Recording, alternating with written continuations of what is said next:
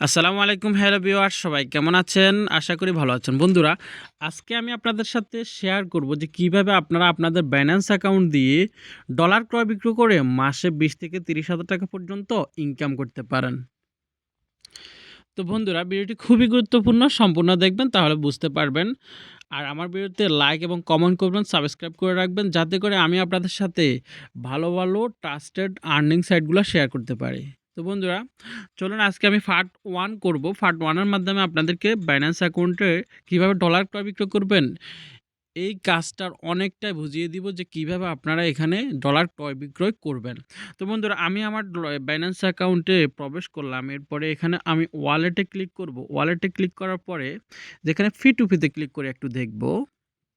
ঠিক আছে, এখানে আমরা বাই এবং সেল এই দুইটা জিনিস দেখতে পাইতাছি। তো এখন বাই মানে হচ্ছে আমি এখান থেকে ডলার কিনতে পারবো। এখন দেখতে পাচ্ছেন যে এই ব্যক্তিটা ডলার বিক্রি করতেছে, মানে আমি কিনতে যাব। এখন ১২৩ টাকা ৫৪ পয়সা $১ দাম সে এখানে নির্ধারণ করেছে। ঠিক আছে, এখন আমরা যখন ধরেন আমি এটা কিনতে যাব, কিনলে ১২৩ টাকা ৫৪ পয়সা। এখন এখানে হচ্ছে কি যে সেল, আমি বিক্রি করতে যাব। এখন বিক্রি করতে গেলে ১২৪ টাকা ৭৯ পয়সা পর্যন্ত আজকে ডলারের দাম। তাহলে কিনলাম কত? ১২৩ টাকা আপনার ৫৪ পয়সা, আর বিক্রি করলাম কত? ১২৪ টাকা ৭৮ পয়সা। এখন এখান থেকে বাই এবং এখান থেকে সেল করলে কি আমাদের লাভ হবে? আমাদের ৳১ লাভ হবে না। উল্টো আমাদের লস হবে। কিভাবে হবে? কারণ হচ্ছে এই ব্যক্তিটা থেকে যখন আপনি ডলার কিনতে যাবেন ১২৩ টাকা ৫৪ পয়সায়, তখন কিন্তু আপনাকে বিকাশের ক্যাশ আউট খরচ সহ দিতে হবে।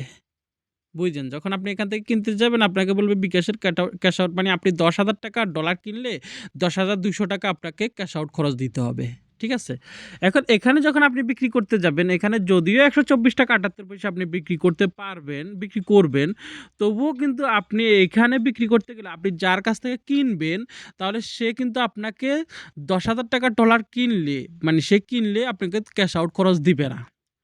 সে তো শুধু সেন্ড মানি খরচটা বহন করবে। সে আপনাকে সেন্ড মানি খরচ দিয়ে আপনাকে টাকাটা পাঠায় দিবে, কিন্তু আপনাকে ক্যাশ আউট খরচ দিবে না। তাহলে আপনি ওইখানে ক্যাশ আউট খরচ ৳২০০ দিয়েও এখানে ৳১ বেশি বিক্রি করেও কিন্তু আপনি যে ৳২০০ আপনি ক্যাশ আউট খরচ দিচ্ছেন, ওই ৳২০০ আপনি উঠাতে পারবেন না।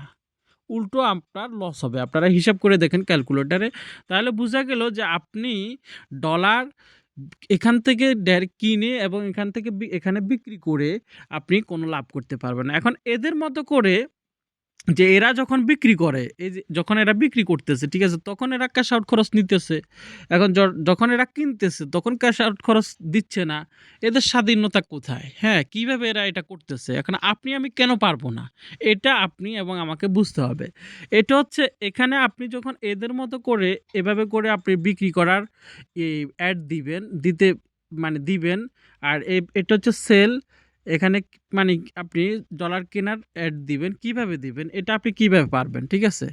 এটা আপনাকে পারতে হলে আপনাকে এখানে অ্যাডস এ যেতে হবে। এখন অ্যাডস এ যাওয়ার পরে আপনি এখানে যখন এখন বাই করবেন, যখন কিনবেন আপনি বাইতে ক্লিক করলেন। ঠিক আছে? আপনি কত ডলার কিনবেন। ঠিক আছে? এখন এখানে পোস্ট একটা করতে হবে। পোস্ট করলে এখন যখন আপনি কিনতে যাবেন তখন এখানে আপনাকে আপনার কন্ডিশন, ডলার রেট সবকিছু এখানে বসাতে হবে। এখন আমি যদি এখানে বসায় যদি অ্যাড দিতে যাই তাহলে কিন্তু অ্যাড হবে না। অ্যাড হবে না। কেন হবে না?